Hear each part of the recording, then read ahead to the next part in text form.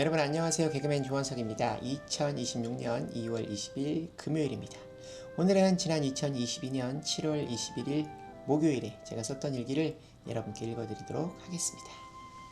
2022년 7월 21일 목요일, 어제 미팅을 갔다가 대접해 주시는 커피를 마시다 보니 밤에 잠이 오지 않았다.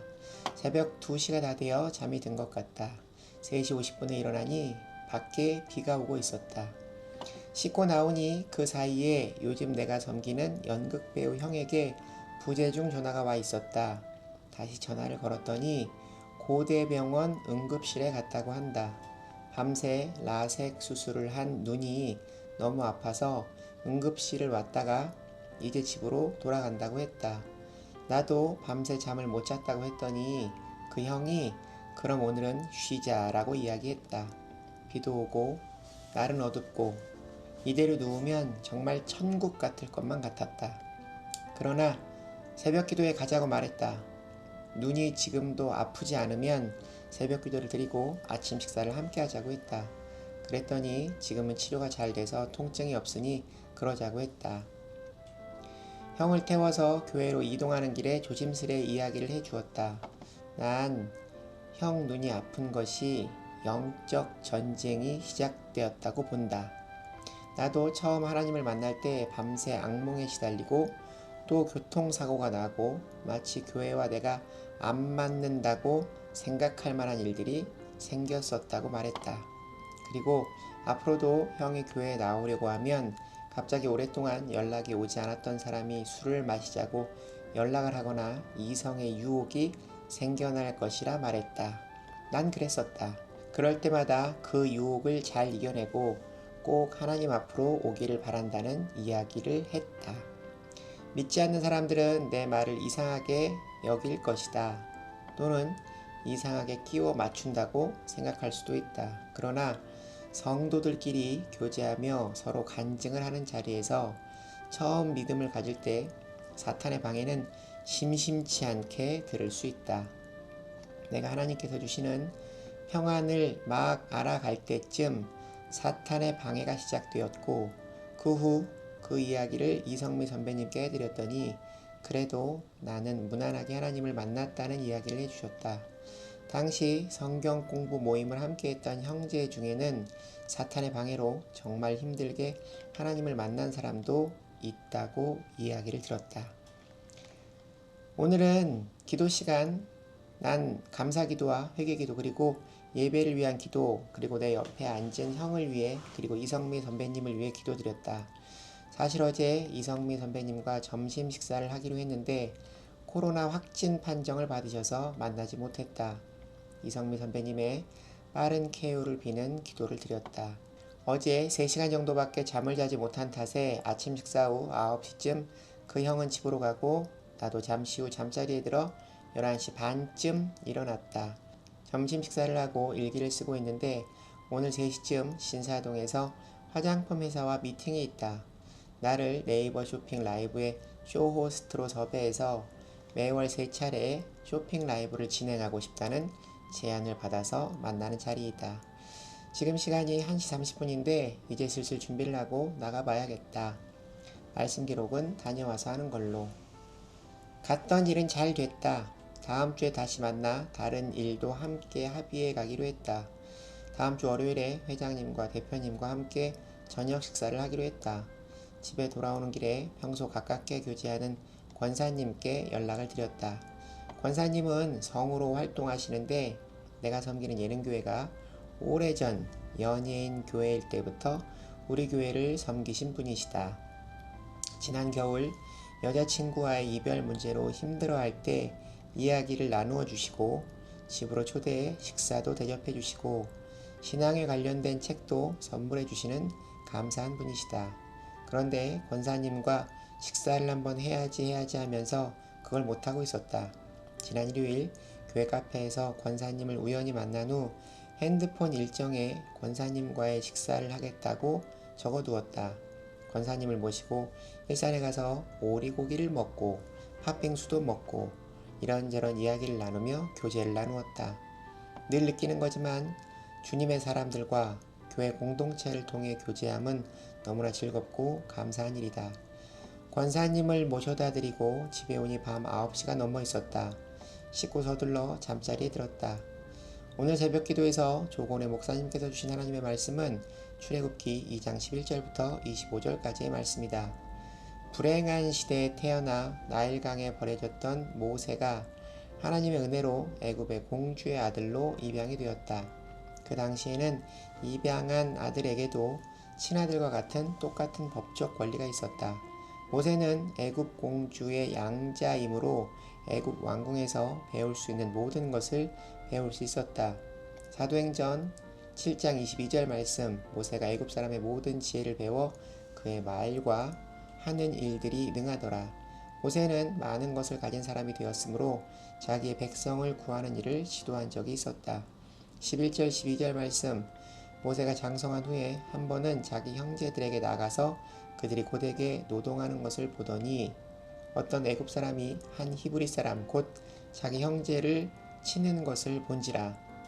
좌우를 살펴 사람이 없음을 보고 그 애굽 사람을 쳐 죽여 모래 속에 감추니라.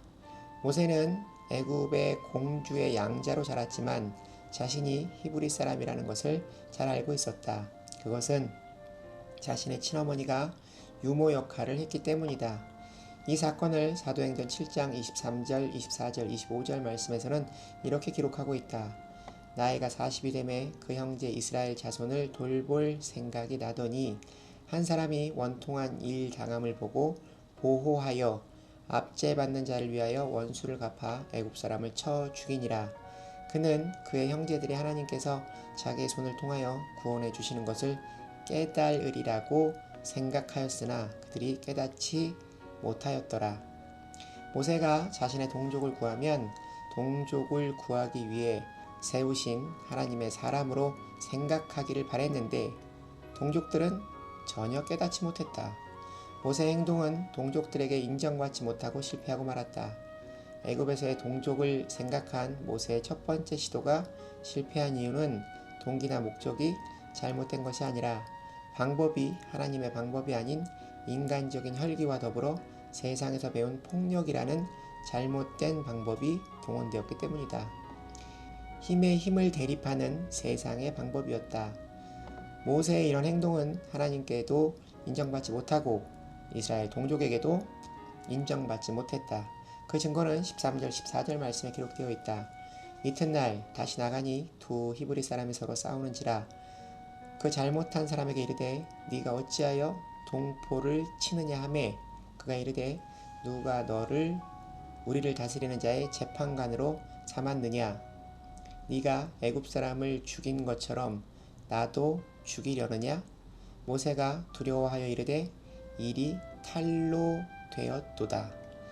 모세는 자신이 애굽 사람을 죽였으므로 자기 동족들이 자신을 따를 것이라는 생각으로 자기 동족의 싸움에 끼어든다. 그러나 그들은 모세와 정반대의 생각을 했다. 모세의 권위를 인정하지 않았다. 모세는 애굽 사람을 죽인 일이 탈로 나면서 바로를 피해 먼 나라 미디안 광야로 도망친다. 왜 하나님은 모세를 일찍이 40세의 이스라엘의 지도자로 세우지 않으셨을까? 11절 말씀, 모세가 성장한 후에 하나님의 기준으로 지도자의 기준은 외적인 성장이 아니었다. 애굽 왕가의 교육을 받았지만 그의 내적인 성품은 준비되지 못했다. 그래서 모세는 미디안 광야에서 순한 양을 키우며 온유한 사람으로 하나님께 연단되어진다. 하나님은 사람의 능력과 실력보다 그가 어떠한 사람인가에 더 관심이 있으시다. 하나님이 원하시는 것은 성품이다. 정직, 도덕성, 겸손과 온유인 것이다. 모세는 40세에 한 번의 실수로 앞으로 40년 동안 미디안 광야에서 엄청난 훈련을 받게 된다. 왜 모세는 40년의 광야 훈련을 받아야 했을까? 모세에게 필요한 것은 교만을 버리고 겸손을 배우고 혈기를 버리고 온유를 익히는 것, 무지를 버리고 지혜를 익혀야 했기 때문이다. 겸손과 온유와 지혜는 인격이다. 인격은 교육을 통해서 배우는 것이 아니라 훈련을 통해서 배우는 것이다. 인격은 삶의 현장에서 부딪히는 가운데 고독과 아픔 가운데 훈련을 통해 다듬어진다. 인격은 장기적인 시간, 평생의 삶의 훈련 가운데 형성된다. 진정한 지도력은 인격에서 나오며 인격이 힘이다. 왕자가 하루아침에 도망자가 됐던 모세의 입장에서는 인생의 끝을, 실패의 밑바닥을 보고 있었을 것이다. 그는 실패로 인해 환멸과 좌절에 빠져 있었을 것이다. 그러나 인간의 끝은 하나님의 시작이다. 16절부터 22절 말씀에 모세가 양치기로 지내다가 주인의 딸 십보라를 아내로 삼는 이야기가 기록되어 있다. 모세는 어려움을 당하는 사람을 긍휼히 여겼다. 그 마음을 통해 모세는 장인 르우엘의 눈에 든다. 그리고 십보라와 결혼을 하는 계기가 된다. 오늘의 나의 일상은 내일의 나의 모습을 만들어간다. 모세에게 주어진 40년의 광야의 시간은 모세에게 주어진 하나님의 교육 과정이었다. 모세에게 이 시간이 없었다면 원망하는 이스라엘 백성을 인내와 온유함으로 이끌기 힘들었으며 어쩌면 중도에서 하나님의 사명을 포기했을지도 모른다. 우리의 삶의 자리에 여러 가지 모습으로 광야가 찾아온다. 일, 사업, 직장, 관계, 가족 간의 갈등, 하나님께서 우리를 광야로 인도하시는 이유는 무엇일까? 광야를 통해 만약 우리가 모세처럼 훈련되어진다면 광야는 축복의 동산이다. 우리는 광야와 같은 어려움을 인격을 훈련하는 기회로 삼아야 한다. 40세의 모세는 좌우를 살폈다. 그러나 40년 훈련받은 모세는 위아래를 살피며 하나님을 살폈다. 40세의 모세는 혈기가 끌어올랐지만 40년 훈련받은 모세는 온유했다. 40세의 모세는 비전과 실력으로 밀어붙이려 했지만 40년 훈련받은 모세는 하나님의 뜻을 하나님의 방식으로 하나님의 뜻대로 처리하는 인내와 지혜의 사람이 되었다. 하나님께서 붙드시면 참담한 실패와 비관의 세월까지도 선한 훈련 기간이 될 수 있다. 어쩜 이렇게 출애굽기 말씀은 들을 때마다 은혜가 되는지. 내가 섬기는 교회의 양육 프로그램에 출애굽기 과정이 있는데 코로나를 핑계로 하다 말았는데 다시 제대로 잘 배워서 다른 성도들에게 말씀을 전하는 평신도 사역자가 되어야겠다는 생각이 든다. 요즘 함께 새벽 예배를 나오는 연극배우 형을 통해 내가 더 큰 은혜를 받고 있는 느낌이 들고 제3 말씀의 힘을 느끼고 있다. 예배 시간 말씀을 들으며 노트에 말씀의 키워드를 적고 집으로 돌아와 유튜브를 보며 일기를 통해 기록하고 있다. 게을리하지 않으며 멈추지 않기를 바란다. 이 생명의 말씀이 나를 떠나지 않기를 간절히 바란다. 하나님, 저를 꼭 붙들어 주십시오. 감사합니다. 사랑합니다. 40년간 광야에서 자신을 다듬었던 모세의 말씀이 오늘 저에게 큰 은혜가 됩니다. 어쩌면 모세는 자신이 하나님께 이스라엘 백성의 지도자로 쓰임받는다는 사실도 알지 못한 채 그 시간을 보냈을 거라 생각합니다. 하지만 그는 분명 하나님의 준비된 시간 안에 살고 있었습니다. 지금 나의 생각으로 나의 삶을 스스로 평가하고 스스로 좌절하는 어리석음을 행하지 않는 원석이가 되기를 바랍니다. 나는 지금 모세처럼 하나님의 훈련 과정 안에 있다는 생각으로 스스로의 인격을 훈련하며 하나님의 때를 기다리는 인생이 되기를 바랍니다. 오늘 일기는 여기까지입니다. 여러분 오늘 하루도 주님과 함께 동행하는 행복한 하루 되시기 바랍니다. 슈브 여러분 주님께 돌아오세요.